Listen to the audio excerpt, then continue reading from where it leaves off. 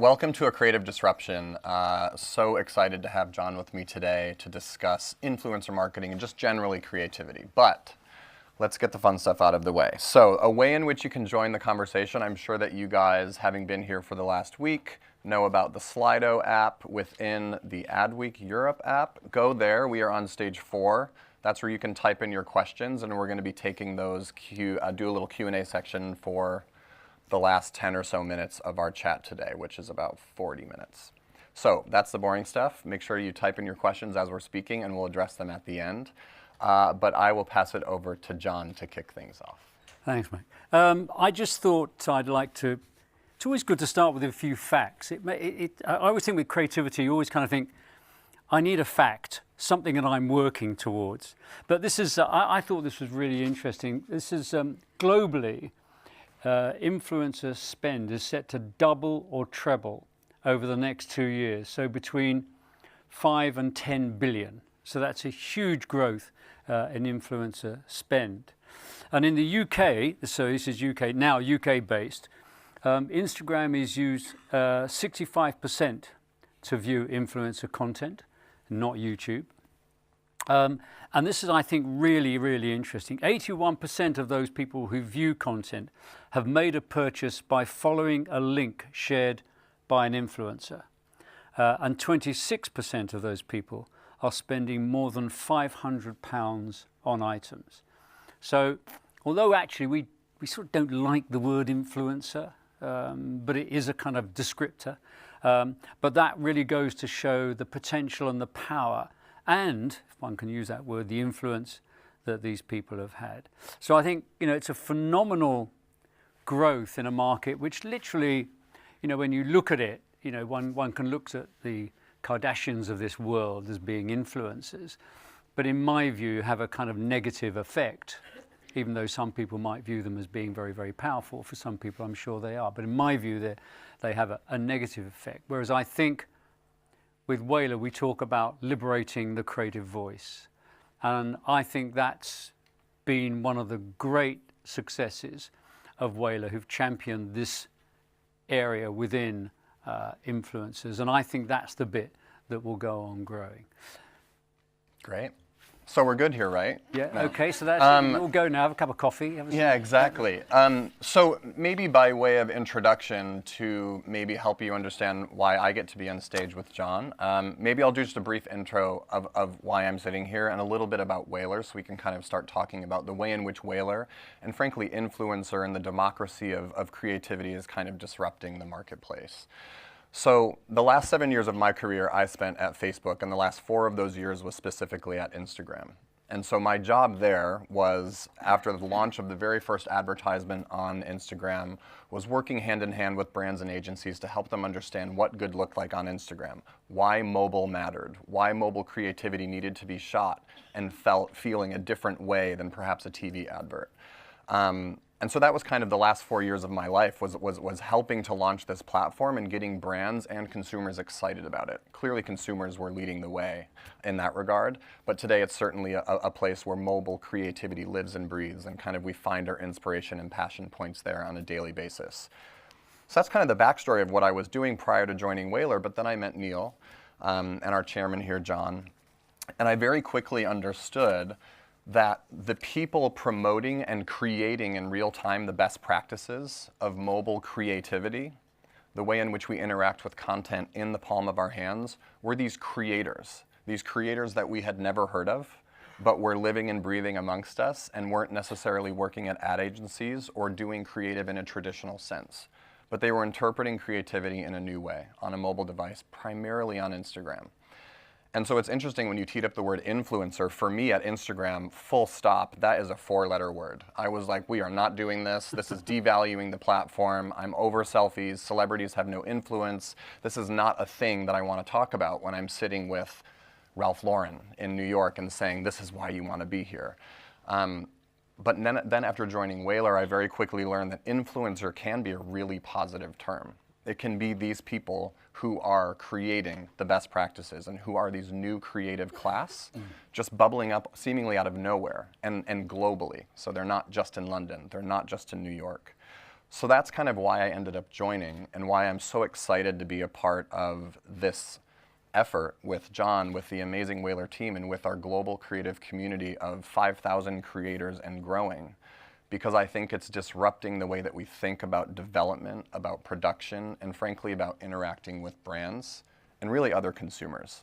So that's a bit about what Whalar is and why I'm here, and hopefully that kind of makes sense as to why I get to share the stage with John. Well, I think just picking up on that, and I think one of the things that, you know, we always talked about when you ran a conventional creative department, you always talked about the incidental nature of creativity, that in fact, you know, we sort of had always had opened up within the creative department. Everybody could answer a brief. There was no sort of, you did that, you did this. I mean, people were given responsibilities, but anybody could come in and anybody could go, I think I've got a great idea for this. Yeah. And actually, you know, it's one of the great lessons in my life is that, you know, coming from a very, very traditional world, because I won't say when I came into advertising, it's almost embarrassing actually, but we won't go down that road.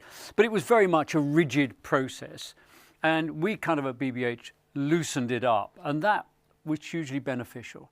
But I think when you look at, and that's great, and that still works, and it's still got a place, and it's very, very important. But I think a couple of things I'd say about Whalar and creativity and influences is, first of all, there are no gatekeepers. That to me is really, really exciting. You know, we constantly talk about the need for creativity to embrace more people, you know, to embrace anybody. So if nobody sits there and goes, well, you know, you speak with a funny accent, or, you know, you're not profiled the way I'd like you to be, or whatever it is. It is just not an issue. It is completely open. So we are genuinely democratizing creativity here. And the excitement of seeing how and where ideas come from is really, really amazing. And I think the other thing I think for a brand today, and I you know, one of the things that, you know, because I'm no longer at BBH. I'm now at the Garage Soho, which is an early stage investment company, and we've invested in Whalar, and that's why I'm on the board. Is that, you know, if you start a business today, one of the things that you're terrified of is, where's the competition going to come from? How do I stay ahead? How do I stay, you know, one step ahead of everybody else? And the brilliant thing about engaging with influencers is that they come up with ideas that you would never ever have considered. You just wouldn't have kind of gone, wow, I never thought about that. And that's the brilliance of creativity. It takes you into places that you never thought of. You know, we do, and there's a sort of slight conflict here. We often used to say, you know, give me the freedom of a tight brief. Yes, I want a tight brief. I want to know what I'm trying to break down here. But once I've broken it down, you know, you don't know where that idea is going to go. So I think from a creative person's point of view, this is a hugely exciting development. From a brand's point of view, this is absolutely fantastic, because I just don't know where it's going to come from.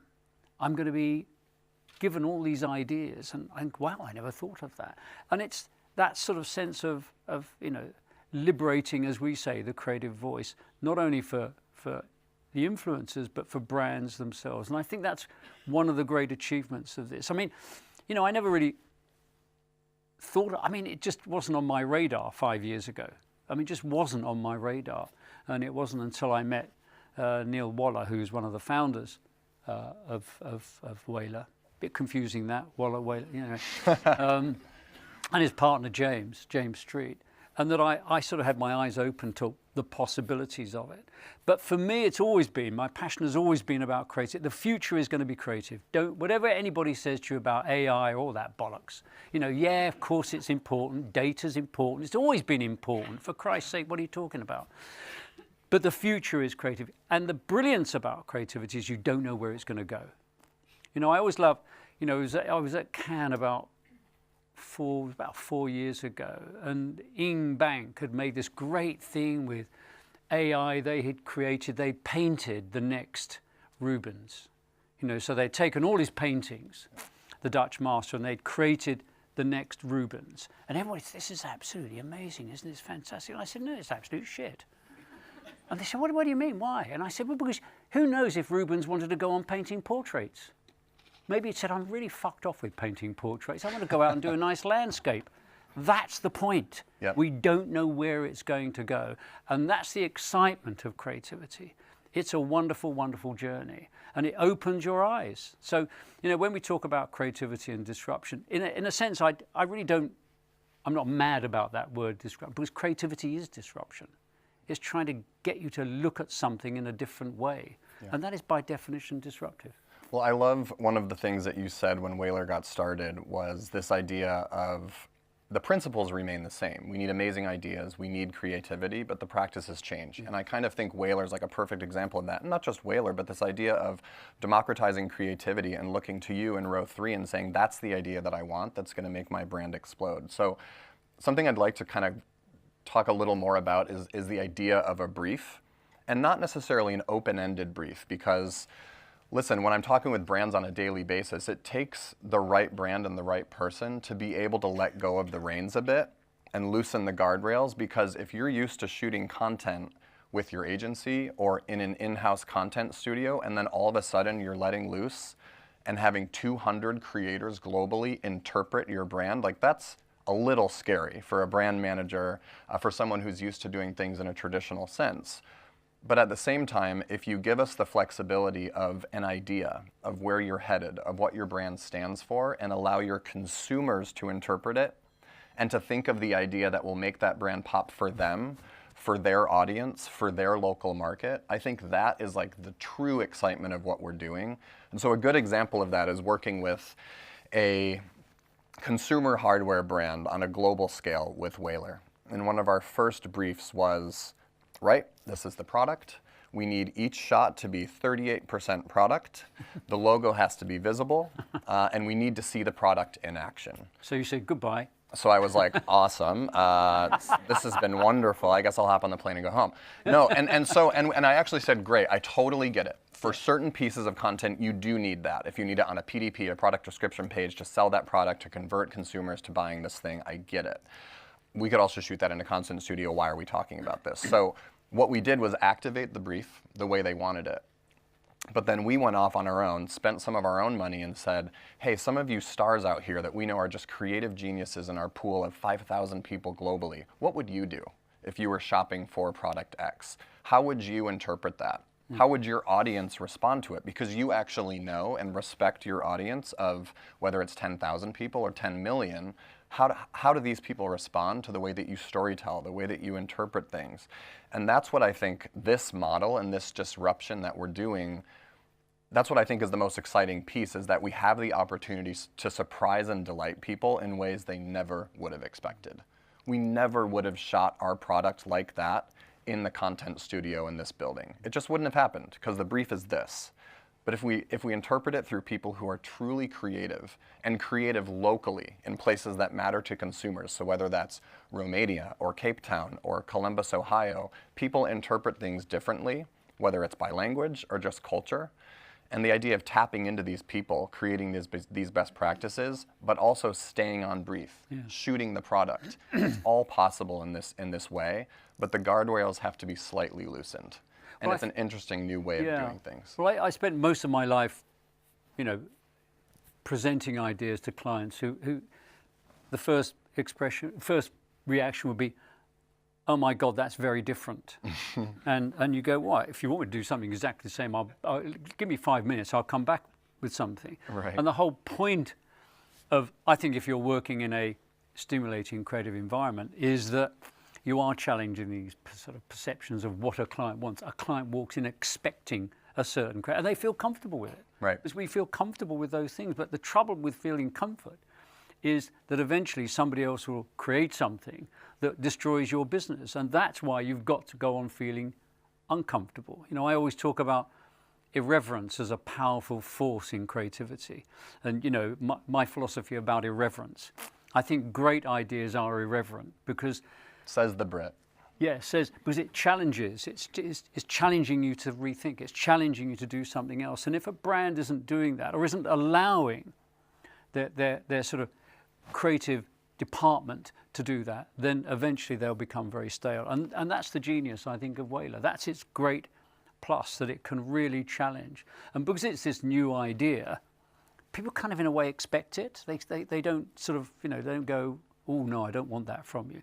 In a way, they kind of expect that. So it's, yes, you answer the brief, and then you go, but we can go beyond that. We can do this. Right. I think just, talking about that, I think one of the other things I think, and guys at Whalar talk about a lot, is how we establish standards for influencers, how we establish, that, they do have that audience, that there is a sort of regulatory authority going on here, right, so you can trust it. And I think that's, again, one of the things that I know Whalar are looking at, to establish a sort of code of practice. Yep. This is what you can expect. It's not, the Wild West out there. And I think that's going to be very, very important for the brand. Well, I think it's a thing, not just for the brand, but for the industry in general, which kind of leads to where I started, which is this idea of influence can often be a really negative term, right? I thought influencers and the influencer industry to me was two things.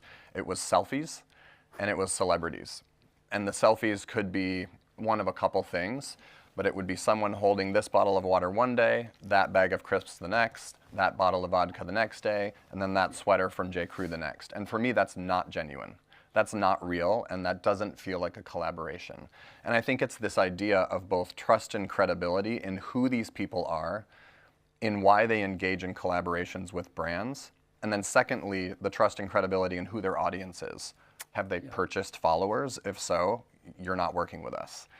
Is there engagement and or practices that are driving disingenuine engagement on actual content?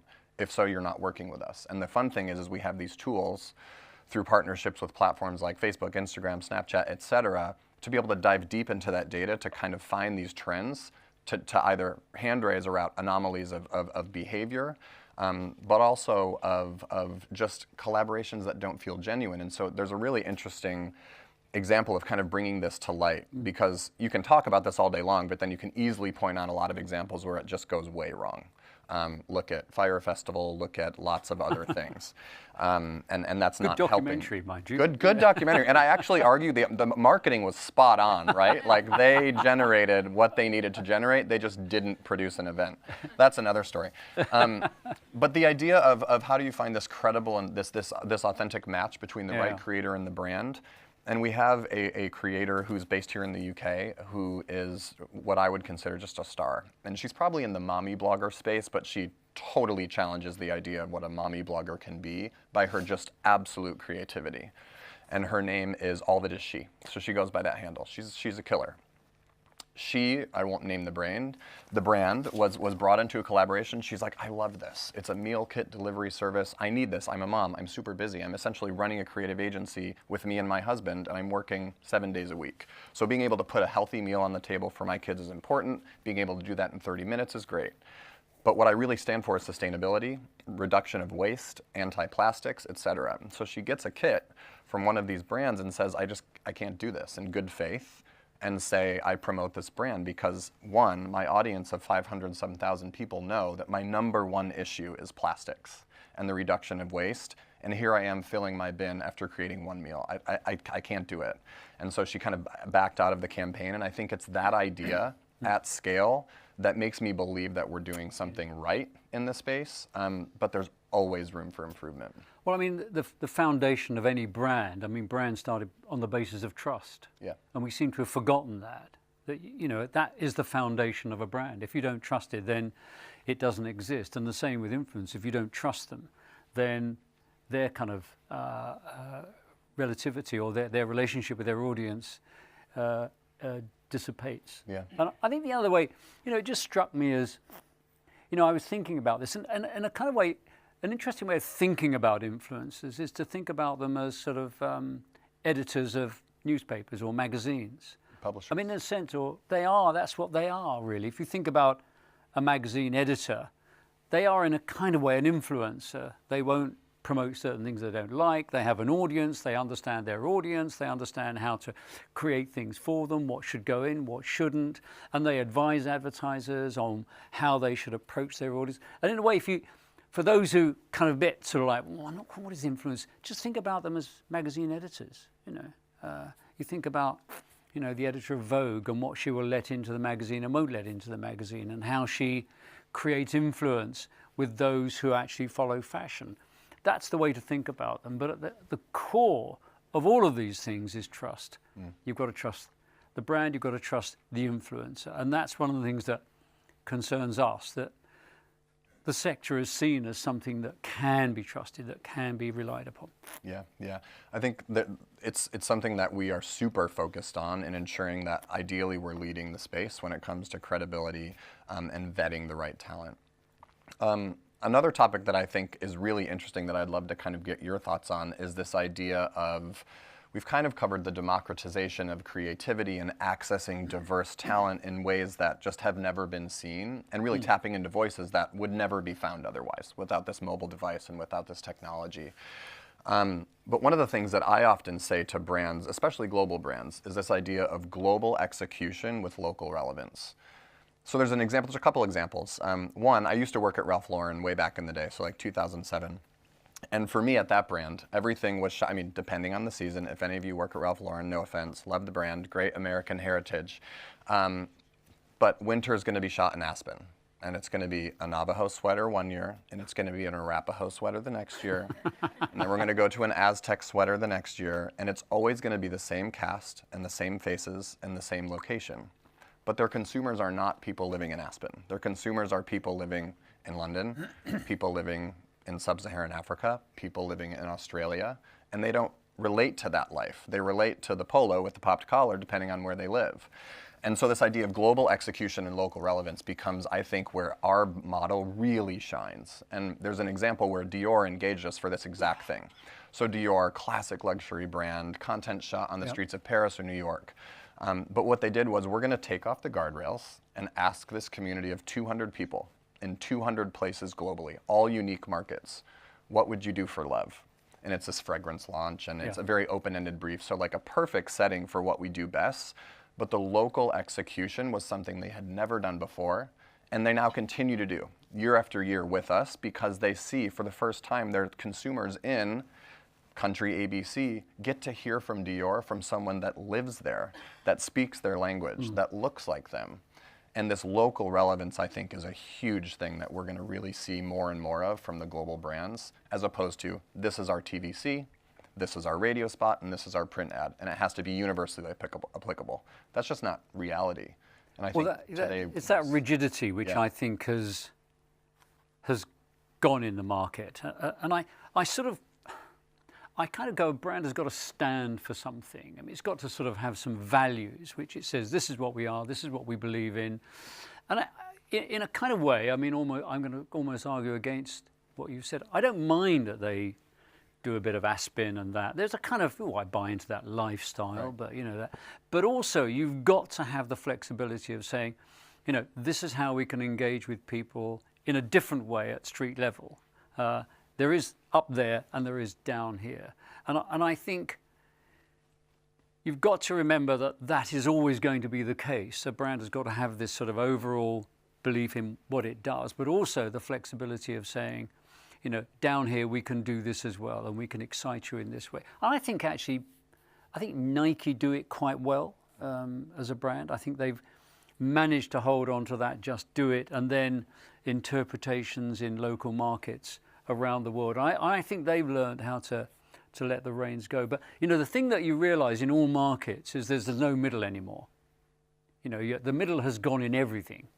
You're either up here or down here in all senses of the word. That middle has gone, and I think that's what so many brands have to understand, is how do I have the big idea and how do I interpret that idea down here as well? And I want to see both. I'm able to play that game as I don't like talking about consumers. I think that's a slightly horrible word. I talk about the public, you, the people out there. And I think they like playing that game. I think, that's why somebody wears, a pair of cowboy boots, but has never got on a horse in their life. God knows, That's why, like, an idiot like me drives a Range Rover Sport. What the hell am I doing? I live in Clerkenwell. Christ, John, get a life, will you? But I kind of love it, and I sort of, I've talked myself into it. It's good for speed bumps. Hey, come on. But I think we want to play that game. But I think, going back to that point I made, I think I think this is one of the most exciting times to be in the world of communication, and I use it in the broadest sense of the word, because how a brand can communicate, where it can communicate, how it can engage with audience is just so amazing. And, I always say I came from a very rigid world. You either did a TV ad or a poster or a print ad, or you could do some radio. That was wonderful, and there was cinema. And that was it, that was kind of it. And then there was direct mail, which was horrible. We talked about it as below the line, and it was, never wanted to go there. Oh, God, horrible, grotty stuff, But now you've got this wonderful world where you can engage in lots of different ways. But I think it's so important, and if I'm repeating myself, I'm allowed to. It's for brands to kind of go, we can get closer to people with a wonderful idea. And that sense of surprise. Years ago, I was asked to do a talk to Unilever on risk, and they wanted to do a big conference on risk. Mm-hmm. And they thought, John, would you come and give a talk about it? Because you'll be into risk, won't you? Like that. And I thought about it, and I said to the guy organising it, listen, I really thought about this, but I don't like risk. You're wearing those socks, though. Oh, no, but they're not. They're hardly risky, They just cover your feet. And I said, I don't like risk. I don't get up in the morning and go, hey, let's have a risky breakfast. Maybe I'll get in and drive a risky car to work, and I'll have a risky lunch. And, you're using a word that nobody wants.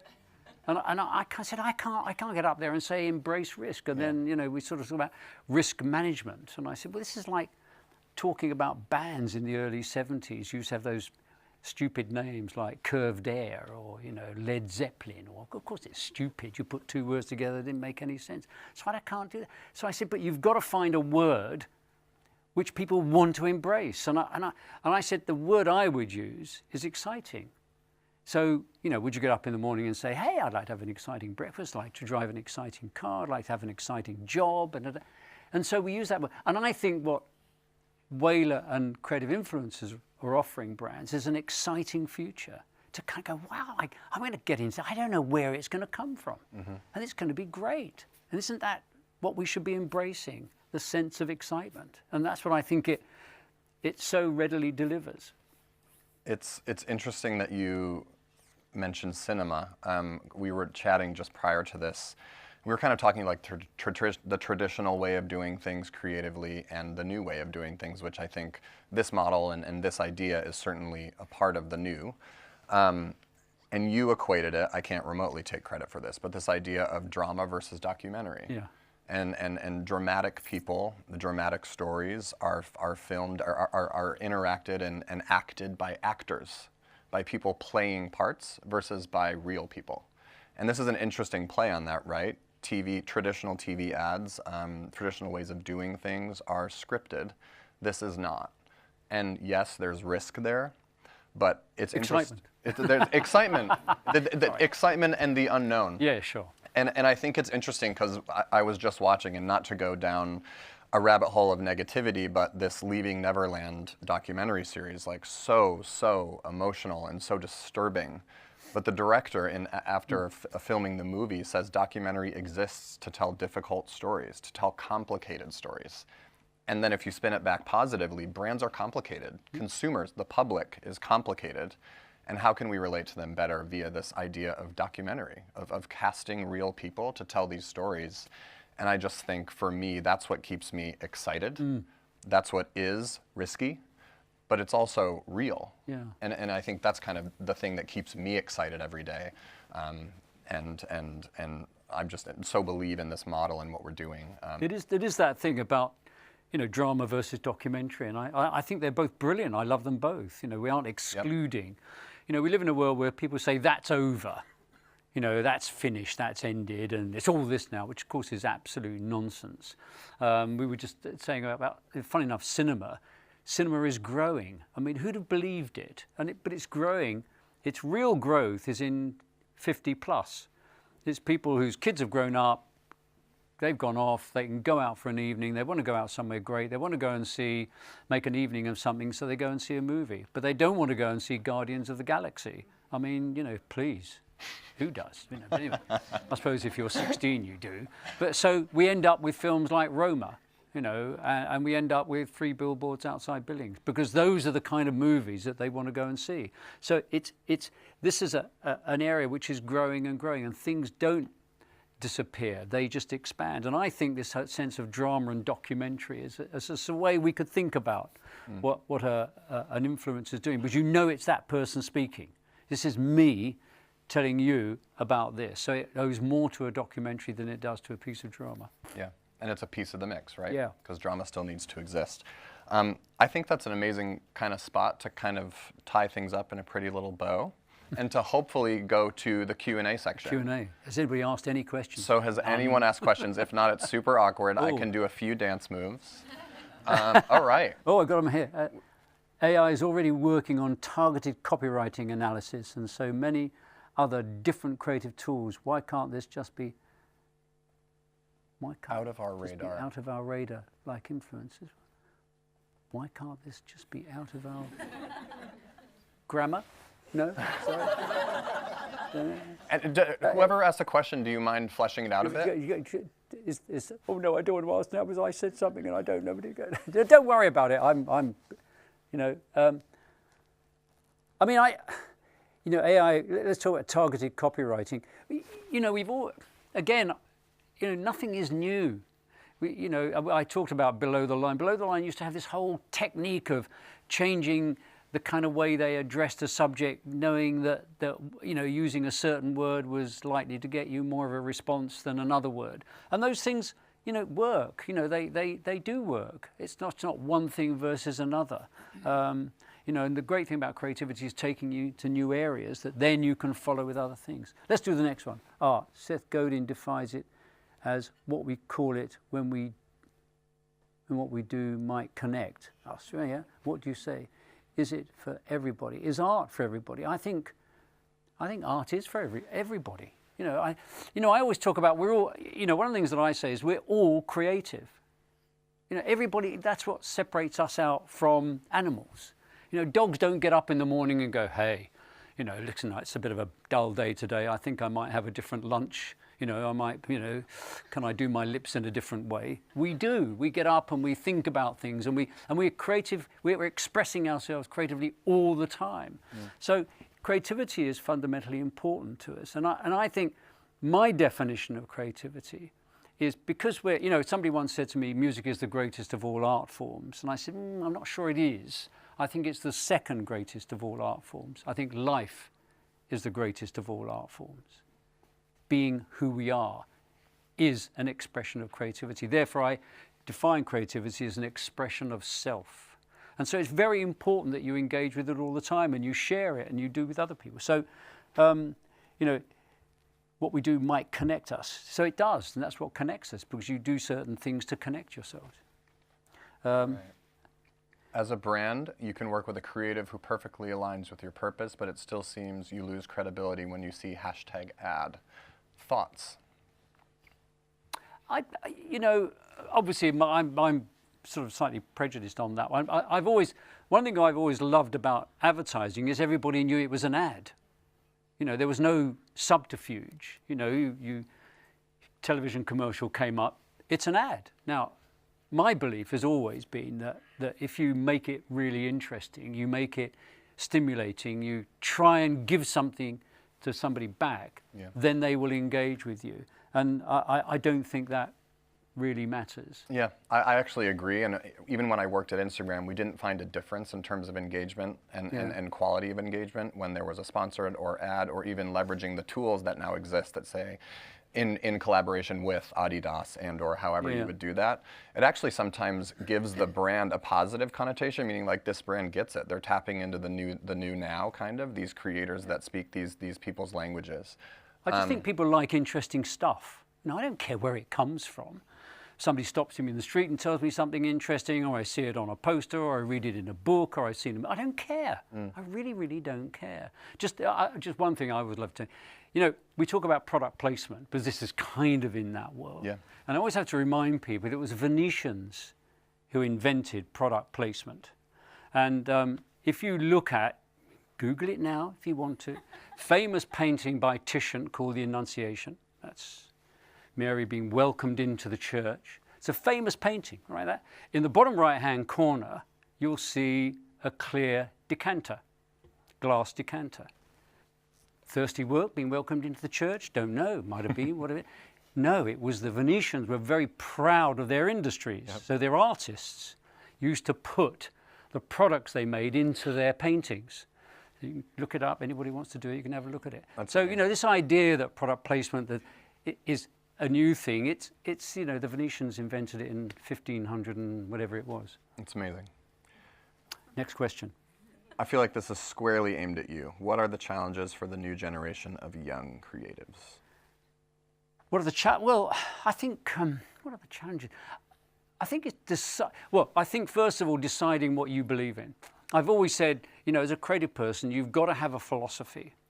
What do you believe in? What are you trying to say? Go back to my belief about creativity is an expression of self. What do you believe in? If you listen to anybody talking, any author, any painter, any architect, any novelist, any filmmaker, they talk about what they wanted to say. What do I want to say? And I don't care if you're working in the commercial world or whatever world you're working in. As a creative person, you have to have a point of view. What are you using your creativity for? Apart from just making money. If that's all you're doing it for, then I believe that you'll have a very short career. But have a point of view about what it is you're trying to say, and then people will find that attractive. So, for people starting today, I think there are a huge number of areas you can go into. Again, I think the gatekeepers are being torn down, which I absolutely applaud. But actually, in this wonderful, open, free world, yes, but have some parameters of your own. Yeah. What is your philosophy? Again, listen to a filmmaker talking about the films they want to make, or a novelist talking about the sort of books they want to write about. They talk about what they want to say, and it's important that you understand what it is you're saying. Yeah. I'm going to skip, we can go back to this one, but I've been seeing this, now it's at the top. What are some of your favorite influencer examples that are creatively driven and therefore become best practice? I have some thoughts, but if you have thoughts as well. Go on, you go first on that one. Yeah, so, I don't know what the best creator examples are out there because I haven't seen all of them, but I think it's really interesting in how I interpret that word influencer, because to me it doesn't mean size of audience. It means quality of work, and it means the ability to kind of affect a mindset or an opinion.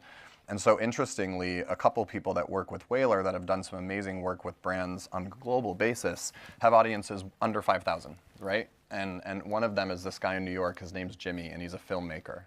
And he is just like the best when it comes to interpreting the way in which we move in different ways. So he's kind of created this whole new style of filming, which is almost rotating. This rotating video style where if you're a fashion brand, you can cycle through your entire collection in 5 seconds through this amazing rotating kind of visual effect of his. I think he has 3,500 or 4,000 followers. So clearly that's not what he does, and that's not what's important to him. But his craft is. And brands are tapping into this new idea of communicating in really, really fast ways because now we're consuming content in seconds rather than minutes, right? And you can get the idea of what a brand means in under 3 seconds. At least that was the last study we did at Instagram, is like you can get your message across in that many seconds. So how can you do that really effectively and visually arresting ways? We have another guy that goes by the handle Cinepix, who basically is like the best cinematograph artist out there. Again, pretty micro in the scheme of influence and size of community, but at the very top of the heap when it comes to quality. Like kind of inventing in real time what can be done next with that style of photography. Yeah. So for me, I think those are really interesting examples, which is not like, oh, there's this guy with 5 million followers and he just nails it every time. It's not that. Yeah. It's quality, it's the art. Absolutely. So yeah. Just going on to the next one, what is your, was we running out, what are some of your, oh no, the next question with the power that, no, it's gone, that one. How can you be exciting different and also maintain brand consistency? It's often a question you get asked, and I always kind of go, I don't look at advertising or as where I learn from. I look at other forms of communication. So I keep using the Bond franchise as a wonderful example of maintaining consistency. You know, you think about it, worth today, you know, probably billions. Started in 1962 on cinema. You know, still the same end line, License to Kill, you know. Still 007, we haven't moved on to 008, you know. We haven't changed the end line, have we? License to Thrill, I don't know, it could have been, you know. But what it does within that framework is it constantly refreshes. And that's what I think great brands do, constantly refresh and experiment and do different things. And I think once you've done that, you've then gained the trust of the audience, and then you can do other things. Do interesting things, and interesting things will happen to you. We've got to end there. We got to end it. We've gone into the red zone. We're going into the red zone. Well, thank you, John. And thanks for all of you for kicking off your morning with us. We appreciate the time, and have a great day. Thanks a lot.